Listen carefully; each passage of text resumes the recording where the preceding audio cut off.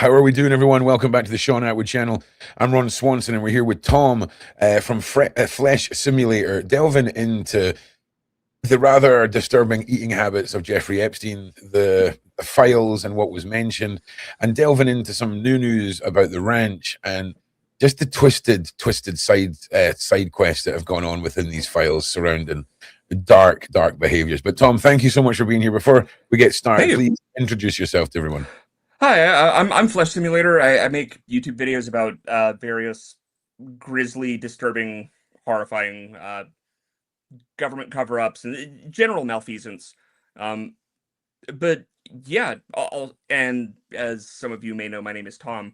Um, yeah, I'm happy to be here. I'm glad to talk about this. Like, it's unbelievably disturbing what's going on in here, and like, there's Yeah. a lot of stuff in this that I think is. Like, the stuff that people are focusing on frequently seems to not even be the worst stuff in there. Of course. And it amazes me, not only public reaction, but also where people are dialing into, because of course, Mhm. I've not seen any major legal action being taken. So Oh, I don't, yeah. before we delve in, give me your overview on how you felt when things were dumped and how you feel at seeing how nothing is happening.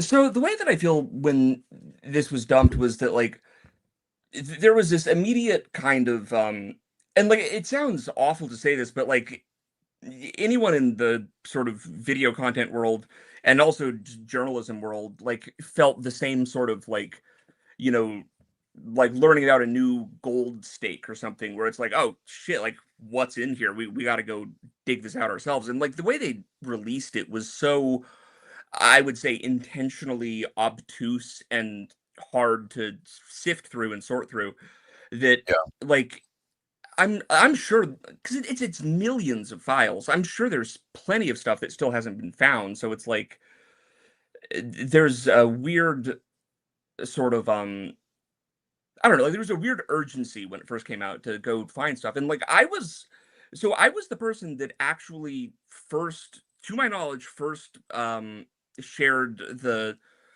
email, like, the now infamous, like, "Did you enjoy the torture video?" Okay. um, thing, like, I found that, like, 6 minutes after the files dropped, um, and, Can you like, take us through the backstory of that if you can? Like what was your findings when it came to the torture email? so the as we now know, it was a sultan of some kind, Okay. and with that, like, it it's one of those things where, like, there are so many references to torture in the Epstein files, and it also this kind of, links up to something that I'm gonna have to talk about a lot with the jerky thing, where it's like, there's a solid 75% of it where it's just him it's just Epstein or Epstein associates ironically talking about torture, mixed in with, like, 25% of them literally talking about torture. And same goes for the jerky stuff. Like, from all indications, he did actually really like beef jerky, but also he seemed to be making jerky out of people. And there's this sort of like, it's frustrating to sort of sift through because it's like it's a mix of, like, for every 9 things that you find, or like, if for every one thing that you find that is a, like, okay, I actually think he's talking about cooking people into human jerky, there's 9 of them where it's just like he's literally talking about, like, can you go get Crave jerky from this store? Yeah. And it's just like the things that people immediately latched onto really for the Epstein files were anything that had, like, a political angle that people could take on it. And Okay. for the record, like, I am absolutely by no means a Trump person, and I think, like, I've been calling out Trump for being involved in this as a perpetrator since 2016, at least. And, like, I've been I've been, sounding the alarm about all of this for literally the last decade. But a lot of what people seem to gravitate to are these FBI tips, which are not really actual evidence, if that makes sense. Like it can be if It's it testimony, corroborates. but yes, but Yeah, it's yeah, not it's not been testimony. corroborated or followed up on, of course. Yeah. Yeah, and it's like the testimony can, in some cases, like if there's something else that like matches up with the testimony and it, like independently can confirm some aspects of it, like it's suddenly a lot more interesting and a lot more. I don't want to say valid, but like you know what I mean. Of course, yeah. When things start corroborating statements and Yeah. yeah, of course it does. Yeah, but I mean, you got to remember, we've got a government that's been actively trying to bury and suppress all of this. The Oh, DOJ completely. don't even want to do their job now. Oh yeah, no, like they're actively impeding it. Like they're taking the files down. Um, but yeah, like I think that a lot of the most damning stuff in here isn't necessarily the most lurid because like the stuff that is I guess like primary source stuff, emails from Epstein, emails from Ghislaine Maxwell, uh, that kind of thing, like that is usually not as dramatic as someone going to the FBI and talking about like oh yeah they turned me inside out or whatever.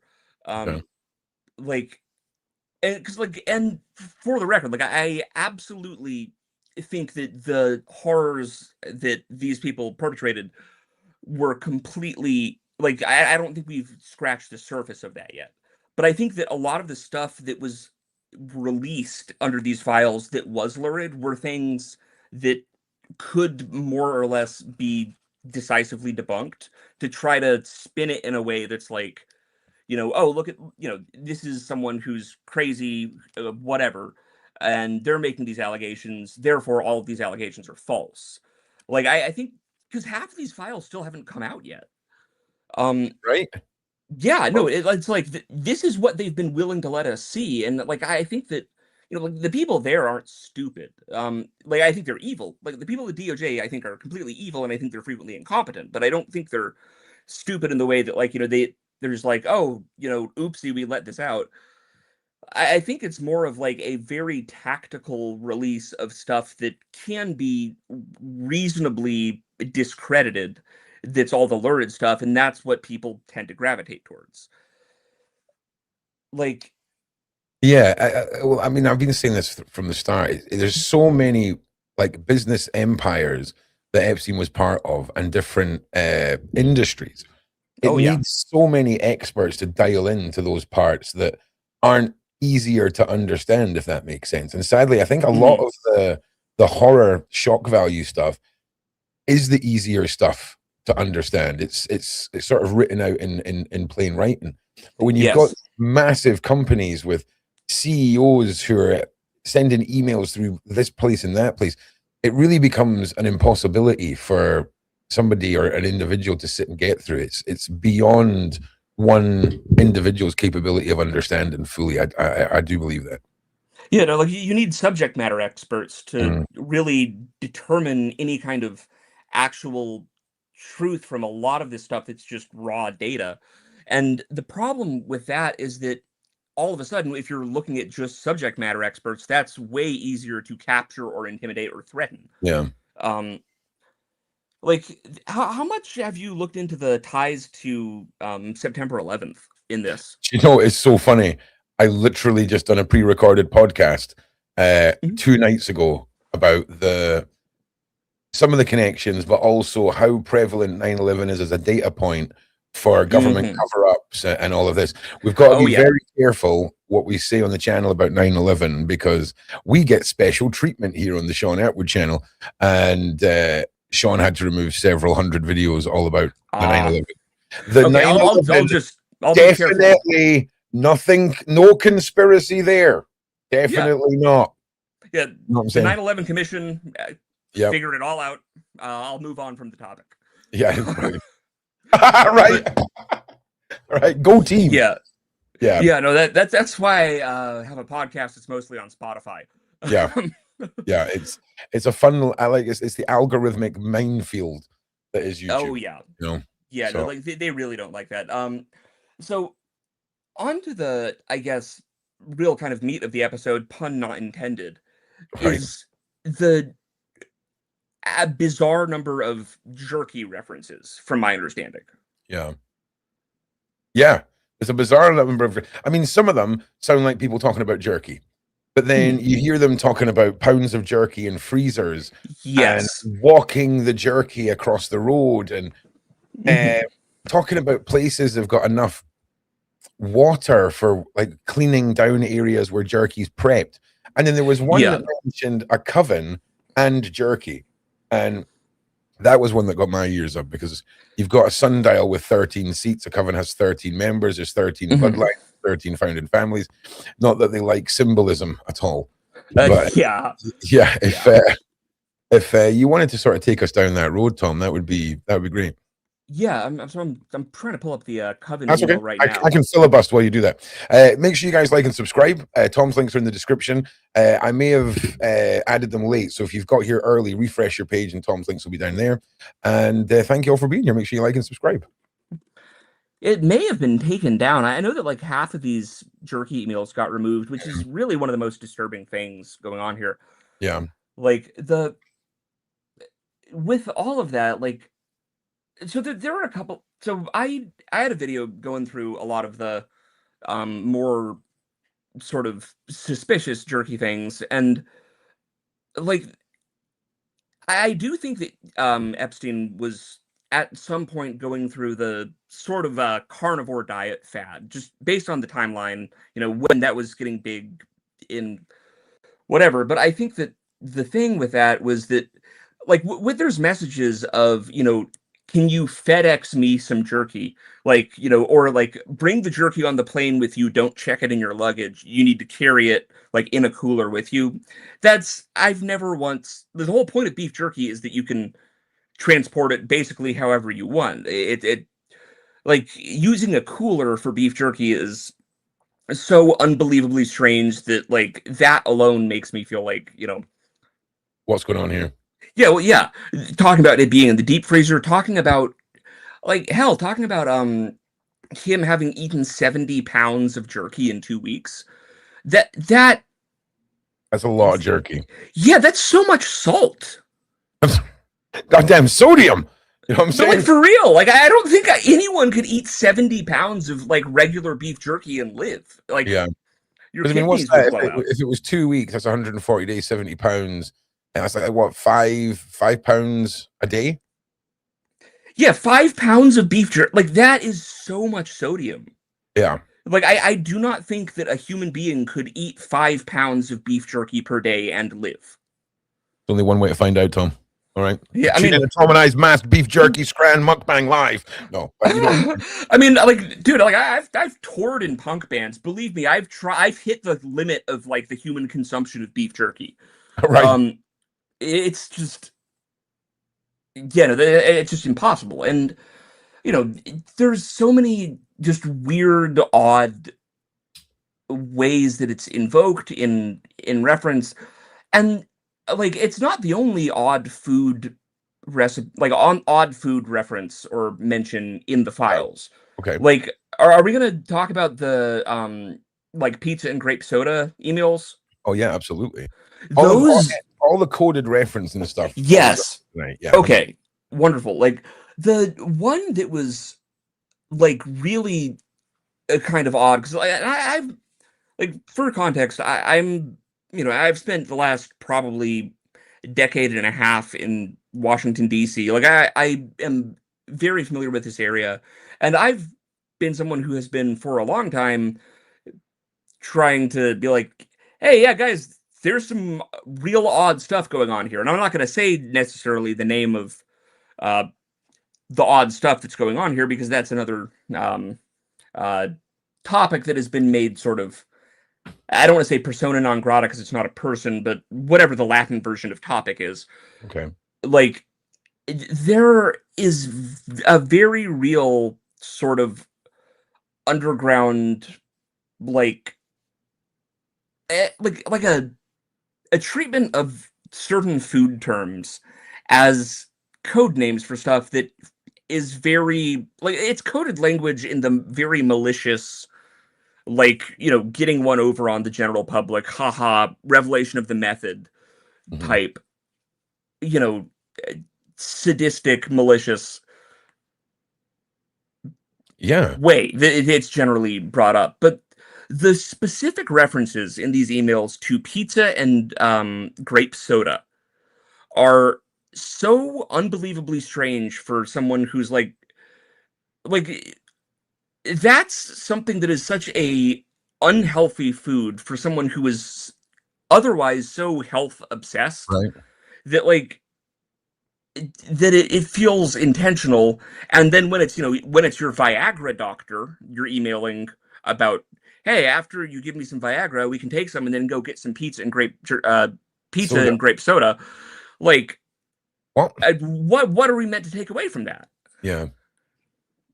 Yeah. And I mean, I'm assuming you know the conspiracy fact from 10 years ago surrounding pizza and Podestas and the Oh Clinton. yes, like Well, 100%. that's Like when I feel we learned those code words. And I feel like mhm. I feel the validation from being told that was Yes. crazy. You know what I'm saying? Oh, It's one of these, completely. it's you never want to be right, okay? No, But no, of course when not. you But are, mhm. it's one of those. And the pizza and beef jerky is so weird. If you can find Yeah. me a picture of Epstein eating jerky, right? Yeah. At Yeah.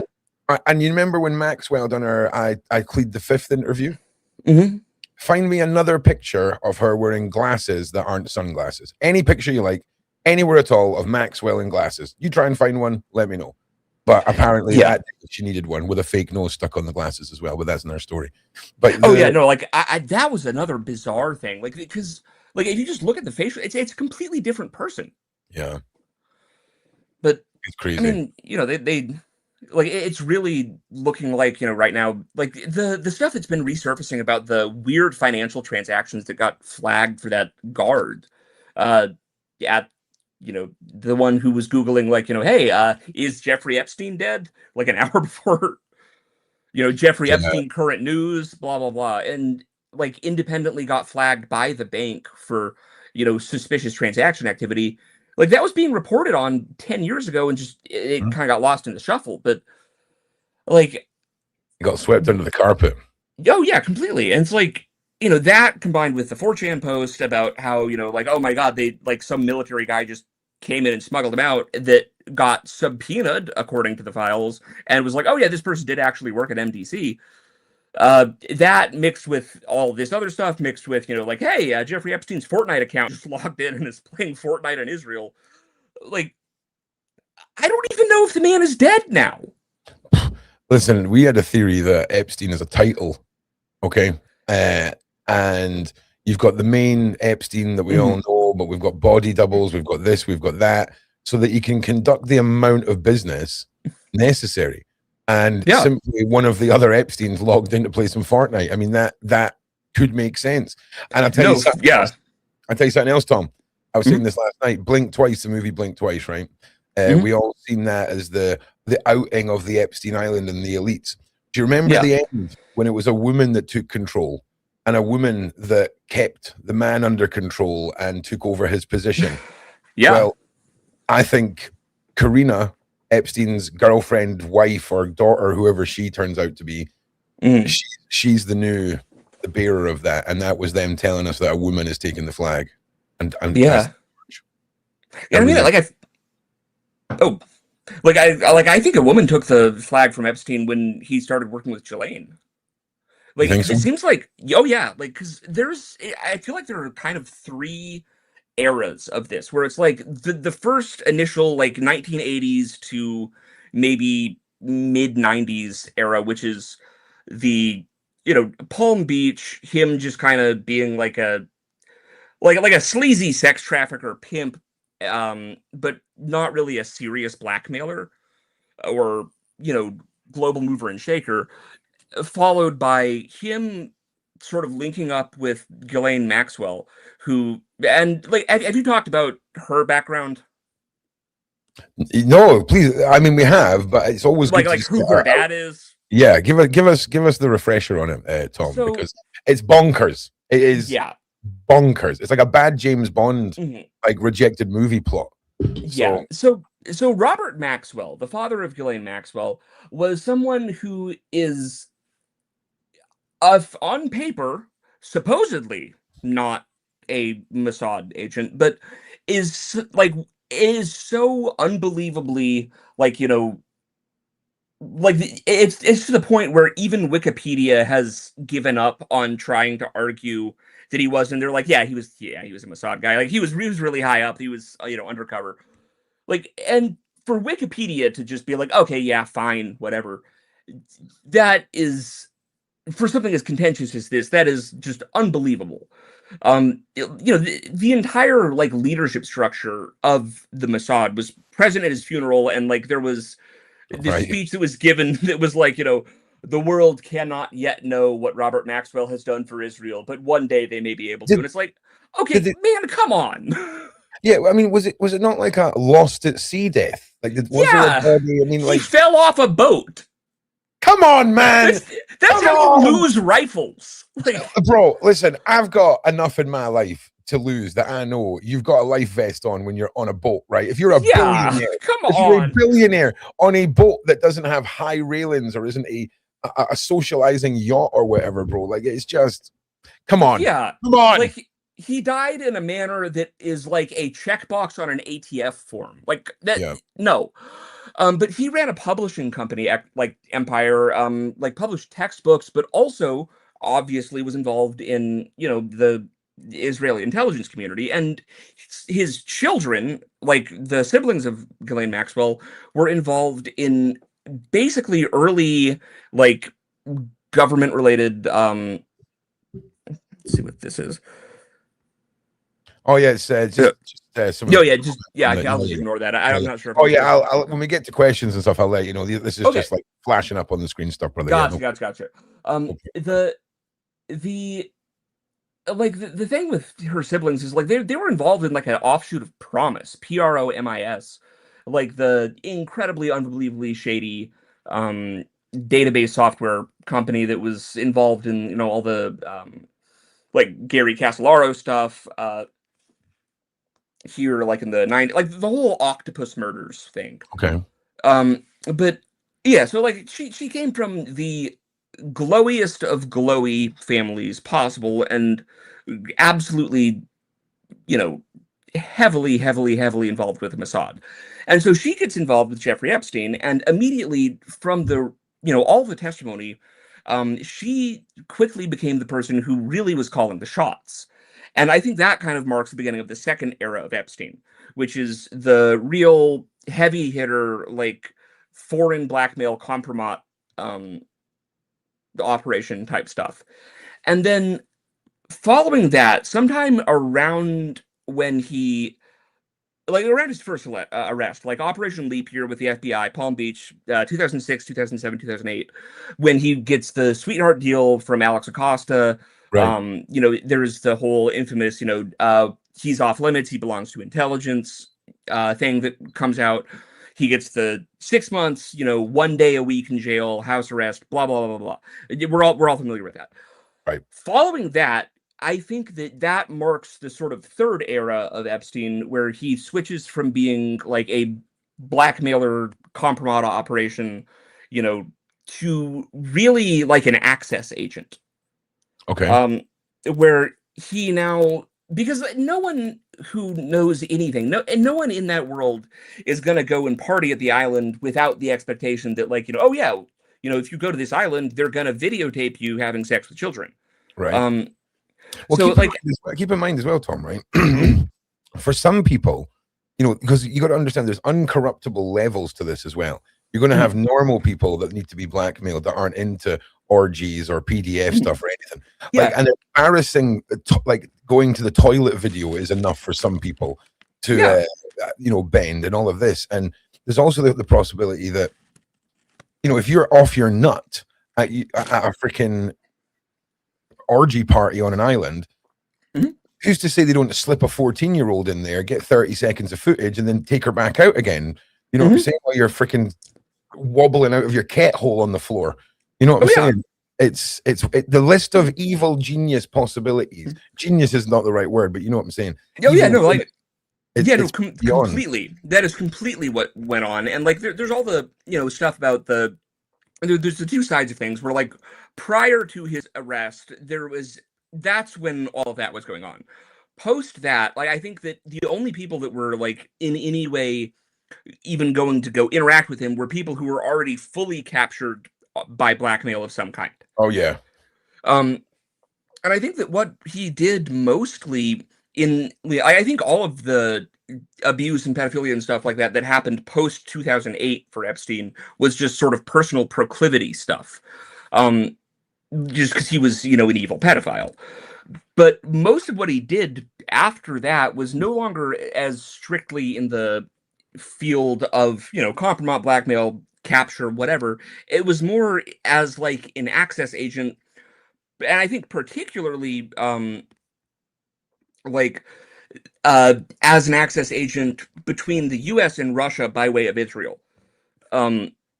To like back channel stuff. Like, because if you look at these emails, half of it is just like, why was he emailing about, like the amount of just actual geopolitical stuff that he kind of got brought in to do as like this stooge. Yeah. Post 2008, I think that's what and it's not as lurid. So I don't think a lot of people are as concerned about that, but there's a lot of odd business deals and insider trading. And when we're dealing with millions of dollars in inside trading, all of a sudden, how does the 1% control 99% starts becoming really obvious? But and that's the thing. It's almost like like I said earlier, the shock factor stuff is the easiest part. It's the hardest part to digest, but it's the easiest part to understand. And the man was just had his fingers in every pie. I don't know when he slept or what he done. I mean, he must have just slept on his private jet traveling places, because the one thing you can't take away is he was a freaking motivated man, Oh yeah. And did you see his like prescription list?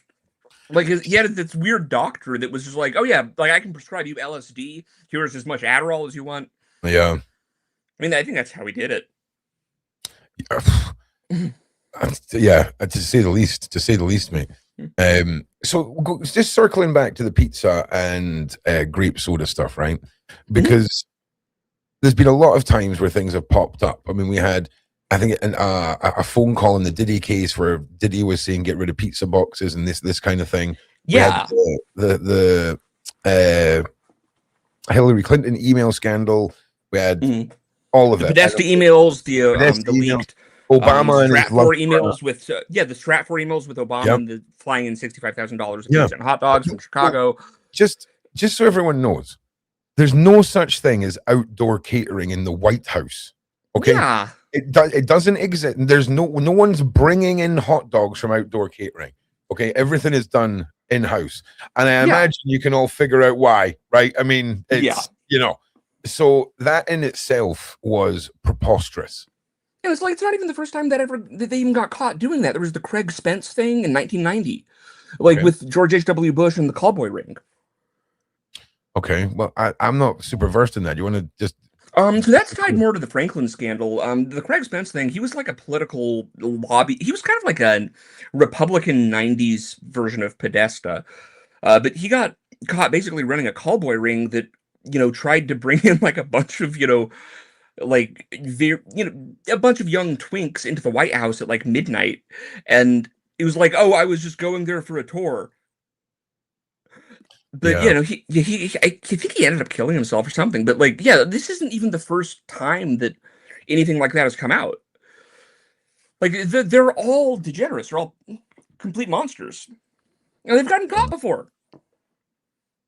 It's crazy. And do you think that they're using their own incompetence to weaponize that against us, to push us to want an AI overlord? Because this was brought up the other night, because it's getting to the point where they're protecting PDF files, where we've got a war going on. Are we going to see a catastrophic event stemmed from this and have it blamed on the insignificant decision-making powers of man to usher in the next generation of humanity free from human error with AI overlords and a one-world government? I think that we're going to absolutely be ushering in AI overlords and a one world government, but I don't think they're going to do it all at once. I don't think it's going to be the kind of thing where they can do a single, ostensibly false flag, or like an ostensibly not a false flag in terms of the media coverage. But You know what I mean? Like, I don't think it's going to be a single, like, oh, this is this bad thing that happens, and, you know, and obviously, knock on wood, but, like, I think that it's going to be this sort of death by a thousand cuts, laying she thing that we're going through currently. Like, it's just going to be a little bit at a time, every single facet of our life, everything single facet of like how we're controlled. Job applications are all AI now. Like rental applications for getting somewhere to live are all AI now. Pretty soon, I think it's going to be involved in medicine. It's going to be involved in the court. Like it's just going to be this thing where just 1 degree at a time, they turn the temperature up on us, and pretty soon, like it's just going to be we're run by the computer. The computer is in charge of us, and like I have a big obviously I have a big problem with that, but I don't think it's going to be a dramatic shift for no reason other than that, like, if it's a dramatic shift, I think more people would notice it. 100%. But the other thing as well is they've perfected the tactic of making us beg for the things that we don't want. When it comes to things like the digital IDs in the UK and things like this, they are of terrifying, scaring the crap out of us to the point where we go, give us this. Fine, give us the ideas. Right? Yeah, exactly. Oh yeah, no, and like I feel completely. Could we not be looking at, first of all, a weird law in America where if enough countries are at war, the president can't step down, keeping Trump in power? Second of all, how can you have a war with another country when we unite as one world with one government, right? Yeah, no, I think that's like much more likely. I think that in terms of AI control, AI singularity, that's going to be more gradual. I think that in terms of geopolitical, like, because I mean, like you look at the foundation of NATO, even the beginning of like the League of Nations that was post World War I, right? Like, with all of that, and then, United Nations post-World War II, anytime there's a massive geopolitical conflict, there's this sort of period in the 2 or 3 years interwar or like post-war, where it's just like, okay, we need a complete shake-up, we need a complete change of the system, because obviously the old one didn't work because we ended up here. I think that's much more likely. We already have a law that allows the president to suspend elections during times of war. I believe, and I think. And I'm worried that that's going to get invoked, and that's part of why I've been such a big opponent of this war with Iran. Like, it's like not like opponent. And I'm did I say proponent? I think you said opponent. Okay, I just want to make sure I second guess myself there, because I was just like, oh, this is going to get clipped out of context and people are going to kill me. But no, like I've been just screaming about this, like, no, do not do this for the last 2 years, and obviously we get dragged into this, and I think that this is going to have much more long-lasting side effects and secondary effects. Yeah, you see, war bad. We can both agree, right? Oh yeah, war bad. Specifically, this war. Okay, well, listen, war bad. All right, but yeah. Specifically, how they've gone about this war is bad. Like, the radical Islamic regime that had their grasp over these countries, their leader the week beforehand had declared, the defectors from Islam will be beheaded and things like this. Like, we can agree, but like, calm down, Like, dial it back a little bit, bro. Do you know what I mean? Oh, of course. So, I like war bad. The way they've went about this has got nothing to do with the reasons why I say that people should have went to help Iranian people. No one is there to help the Iranian people. They're pretending to be there to help the Iranian people. But they're using the crimes of the Iranian government against its own people as an excuse. Yeah, that's a better way of putting it. Thank you. I'm on the spectrum and got ADHD, bro. My brain takes a long way around. You get the short version, sentence version. I get the tourist version. So, but yeah, you agree, right? Oh yeah, completely on the same page. Yeah, like I've been an active critic of what's going on there for as long as I can remember. It's like, of course, it's brutal. It is a brutal theocracy. They're torturing and killing their own people. It is a dictatorship. Yep. But at the same time, that's not why we're going to war with them. And that's the issue. Right.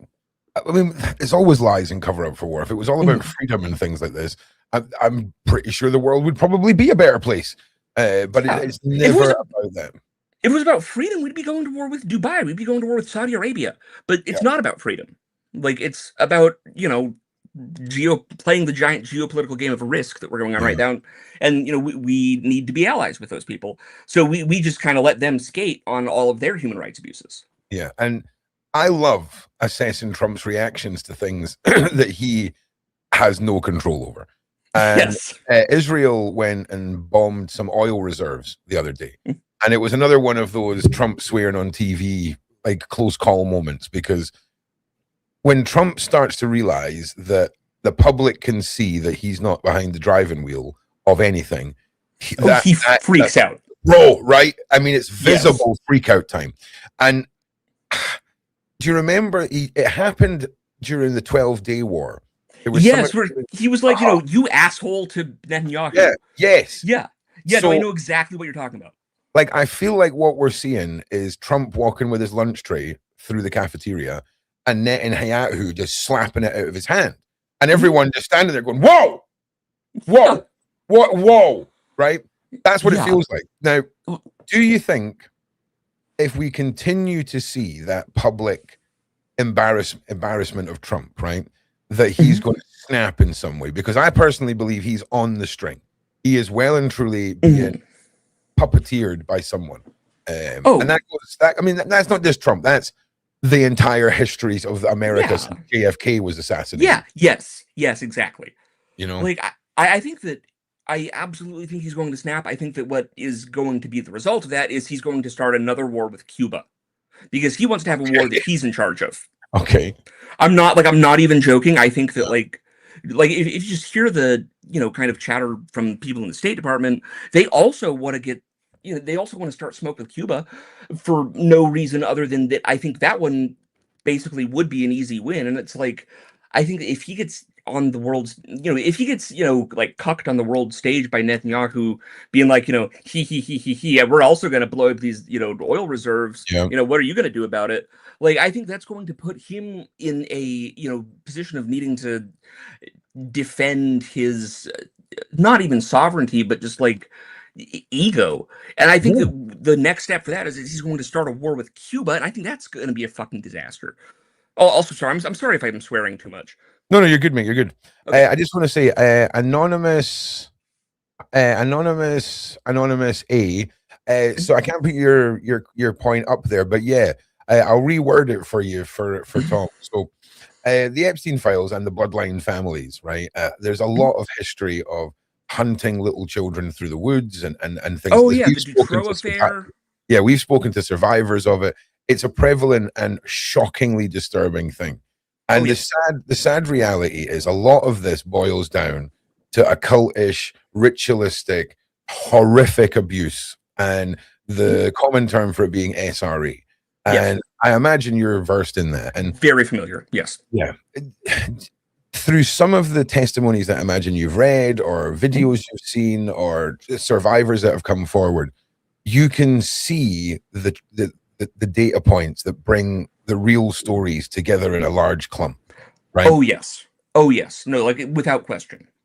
Yeah, and we often describe the weaponization of DID to survivors as a way for them to never get justice, because it's one thing when you're talking about reporting an R-word crime when 14% of those crimes are reported in the UK, and then there's a 1% conviction rate.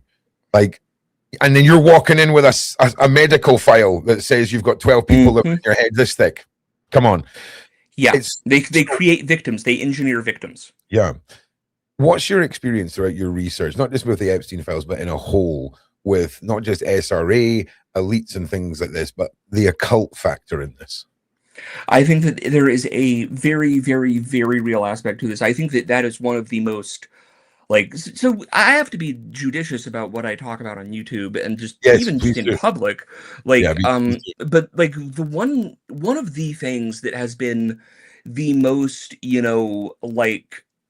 radioactive topics of just and especially I think the veil is sort of starting to, dissolved now just by virtue of, like they just got caught with their hand in the cookie jar so badly, so for the, however many millionth time. But like, this goes back to like, in terms of public reporting on it, like it goes back to, if anything, prior to McMartin.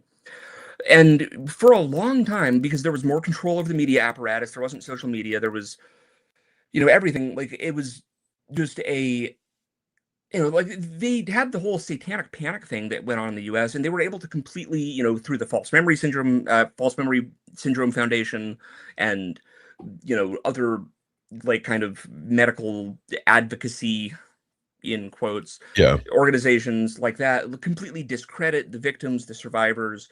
And to this day, like I think a lot of people still discredit that, but that was something that you could do in the 80s when there was like an actual way to, the only way that someone could talk about this, if it wasn't on the news or published in a book, and if it's on the news, you can cut the broadcast. If it's on a book, if it's in a book, you can like take it out of print, blah, blah, blah, blah. But it limits it to, discussion in person. And then it's like, okay, then all the people that are talking about it, you smear them as conspiracy theorists. But now when it's like this mixture of both just testimony and just communications from the people involved being released because the person involved got caught, and then there was that whole cover up, like they've really just painted themselves into such a corner with this that I think that like now the main focus is no longer trying to suppress this the dissemination of this information. It's now to just get people to not care about it. And like, but for a long time, even up until like 2 years ago, that was a really, really, really, topic to talk about basically anywhere. Yeah, and but a lot of it comes with that. I refer to it as the conversational version of putting your hand over a flame. Eventually, your brain pulls it away, right? Like no one goes running into the house party and goes, "How we doing, guys? Who wants to hear about the PDF ring?" Like it's like everybody does, but nobody does, right? Do you see what I'm saying? And the time is gone now for people to steer away from this. There's no steering away from this evidence. You need to steer deep and hard at the government that seems to be doing nothing about it. It seems to be okay, so it was invade Venezuela. Also, can I just say, where are the super soldiers and the drones and the no human casualties and the direct noise weapons in Iran? Like, where are them? Where are they? Are they too big to leave the is that like a South American war thing? Do you know what I'm saying? Is the bandwidth not strong enough in Eastern Europe? Like, what's going on with that, do you think? I mean, I think that really the answer for that was that there are ways to defend, like all of the stuff that was deployed in Venezuela is stuff that has been, basically known about for decades. And just this was like a, just stunting on some like if you ever played RuneScape, it's like, you're level 90 and you're just, going out and killing like level 15 people. And it was just, like, or like that, YouTube video, it's like the where your mom at, where your mom at, where your mom at, where it's like the old kid, punching a young kid. And it was just a completely unfair fight, which is why we were able to, jump in and with basically no resistance whatsoever, you kidnap the president, steal all the country's gold, steal all the country's oil. Like, but Iran is a country that has long been worried about this exact situation. And like the only reason we did the whole thing with Venezuela is to choke oil supply to China, but that's unrelated. Yeah, I don't know if you've noticed as well. Do you remember the Board of Peace that Trump? No, listen, wait. Board of Peace. Wait for it, right? So, if your main threat is China and Russia, right, and you decide to get all the countries that surround China and Russia to give you $1 billion and sign a peace contract with you, that was one of the most like mad flex moves that Trump's done. Also, one little ditty that slipped through the cracks today, Tom. Greenland, right? No, I didn't see Greenland's, that. What happened? Trump's trying to start a white country on white country war. Like that was a close call, bro. We're not used to that crazy levels of crazy, right? You know what I'm saying? So that was a wild one. And again, was that like today? Or No, just this was like, this. oh, No, oh, this oh, was like a back few weeks when, ago, bro. yeah, yeah. This was on the. What do Yeah, I need to do to distract from the Epstein files? Mad, so I don't think list that of was. things. So that one I don't think was a distraction from the Epstein files. I think that like that was because like he's worried about like, well, what if we have to sell out Denmark to Russia? Right. Okay. That's my read on that, but that's I think kind of unrelated. Um, Yeah. the like I think that it's like I think that definitely the ICE stuff, the um Venezuela stuff, to some degree the Iran stuff was all Epstein related. I think the Greenland stuff was more of like a Just throw it in there. Because they're yeah, just like, just you know throw it what? in there. Let's throw it in there. But I really feel like the distractions are coming thick and fast, and we've ended up on war in Iran now. Oh yeah, unfortunately. My spidey sense is tingling that they're just going to keep expanding this and expanding this war. They would rather have a non-boots on the ground war that is spread out for the long term than have another war that's like 40,000 US troops dead, 20,000 British troops dead, like all of this stuff. Do you know what I mean? Yeah.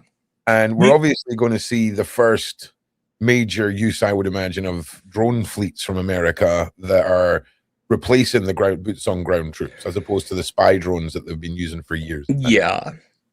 There's gonna be like and like I've it's like how in a lot of ways the Ukraine war kind of mirrors, so like there's the like how there's the Spanish Civil War before World War II, where that was kind of the like, and I always compare it to like when you're playing a fighting game with your friend who's played it for the first time, and it's like there's just, okay, hold on a second, like let me learn my buttons, let me figure out how to play this game.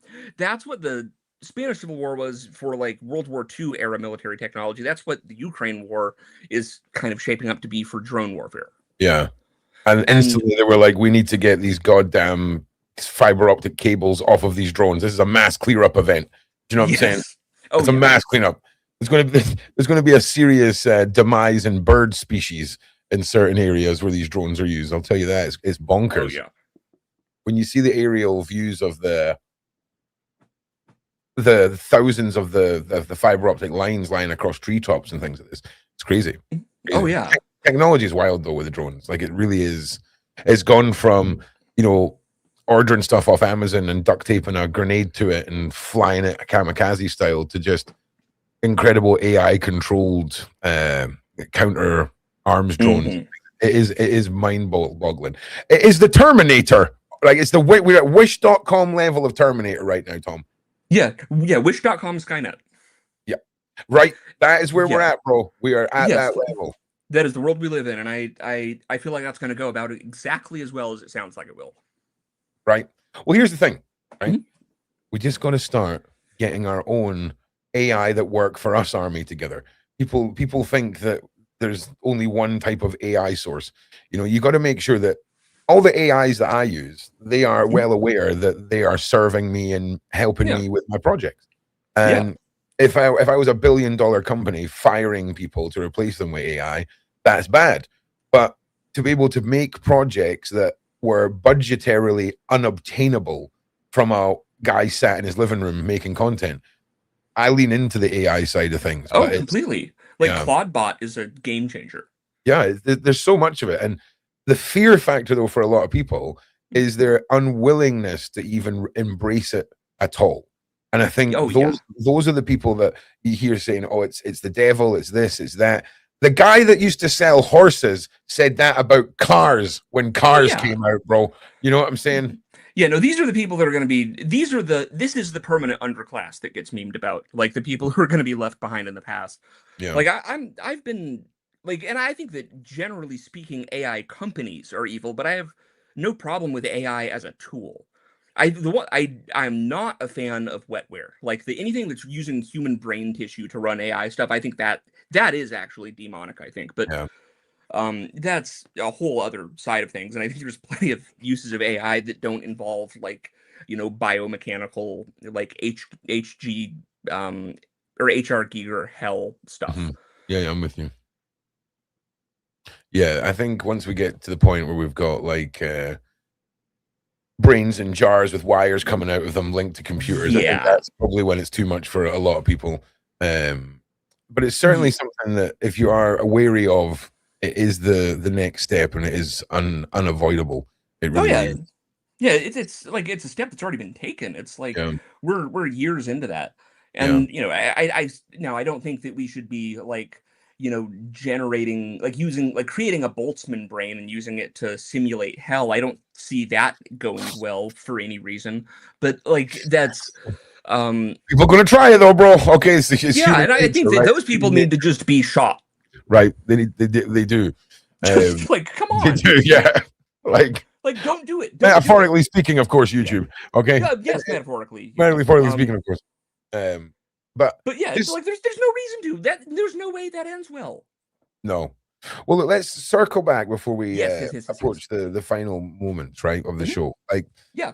the jerky, the pizza, the Yeah. alleged, well, not alleged, well, yeah, alleged for legal reasons, consumption, Alleged. the Yeah. people, the younglings, all of it, right? That Yeah. was all conspiracy a couple of years ago, bro. What's your take on the next thing that we're sitting here right now laughing about because it's conspiracy? What do you think the next thing that we're all going to be like, oh God, it turned out to be real? Oh man, there's so And don't get me wrong, you're allowed to default to aliens. If you can't think of anything, you're allowed to default to aliens, bro. Okay, I'll so out card. yeah, I'm not gonna default to aliens. I'm trying to think of like because there's a lot of stuff that I think is the kind of thing that certainly on YouTube isn't is frowned upon, and like particularly in culture and society, like things that are very polarizing and controversial topics. I think that there's going to be more truth to a lot of them than I think people are generally speaking, at least in the popular Yeah, media sphere, willing to acknowledge. And I think that one that is like kind of because this is something that I think because okay, this is something that I think is going to be uh a good example because it's something we will have more or less proven confirmation or you know debunking of within 10 days or so, which is foreign interference in US elections, because okay, there's a big report that's coming out about that shortly, like apparently according to like the DOJ within 10 days. And I think that a lot of the stuff people have been claiming for a long time about, there was meddling, and I don't think it's, what just one side or the other. I just think that like there has been massive foreign interference in basically every election that has been held in this country since 1990, 1992, whatever. Like since yeah, actually no, 88, it would have been H.W. Bush. Um but just yeah. like I would agree with complete that. like all that kind of stuff, and like I know that that's such a incredibly third rail topic because of all the stuff that happened in 2020, but I think that there is more truth to both those claims and also the claims that 2024 and 2016 were interfered with. Like I think that every election has been completely tampered with, people have had their thumb on the scale, all that stuff, and I think a lot of it's foreign influence. And I think that because still right now that is a topic that you really can't come out and be too loud about without people being like, geez, that guy's fucking crazy. But with this report that's allegedly coming out within 10 days, I think that'll prove a decent amount of that stuff to be not completely insane. Yeah, it's one of those topics we could literally grab a handful of files and get lost in the true meaning of them all.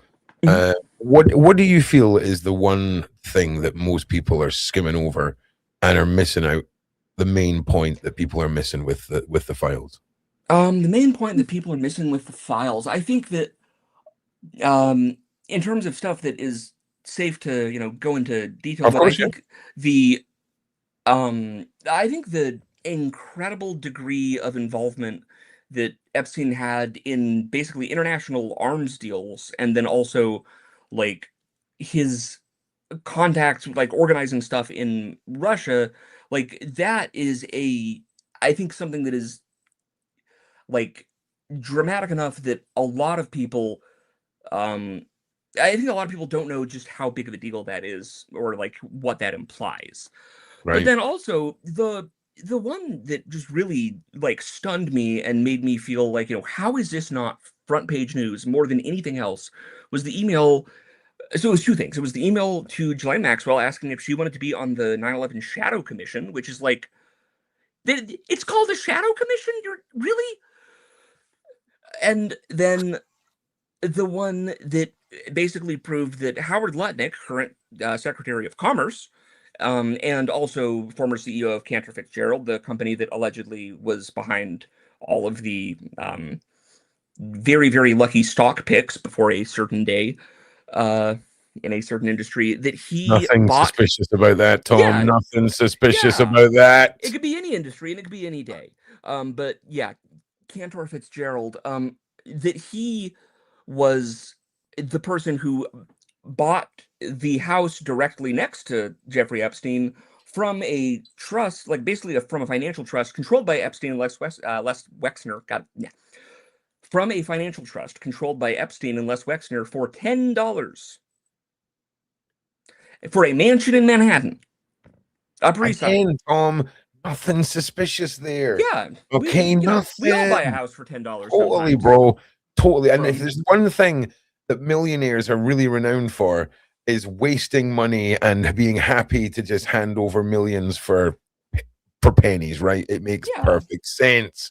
Yeah, no, he's just such a nice guy. He just was like, he cut it a good deal. Yeah, absolutely. Yeah.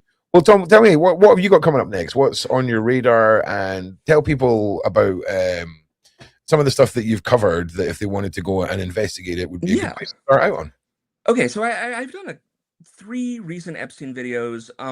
I've been focusing mainly on a big project that I have going on right now, which is another big, long, sort of, I don't want to say tell-all, but like a full post-mortem deep dive, like a debriefing analysis, a deep dive on Pizzagate, which is another, which I'm releasing the same way that I released the Las Vegas shooting documentary.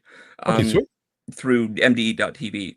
And this has been kind of hush-hush up until now, but it's like, because it's a platform that isn't on YouTube, I can get a lot more in-depth and like really... Yeah, you can say big boy words. Yeah, I can say, and I'm not gonna, have to worry about like risking the channel. The other thing that I've been up to recently, and the other big thing I've been focusing on, is I have a podcast, which I actually, episode 18 of that just came out today. The podcast is called Gladiodrome. And it's on my second channel, which is Flesh Emulator. And I...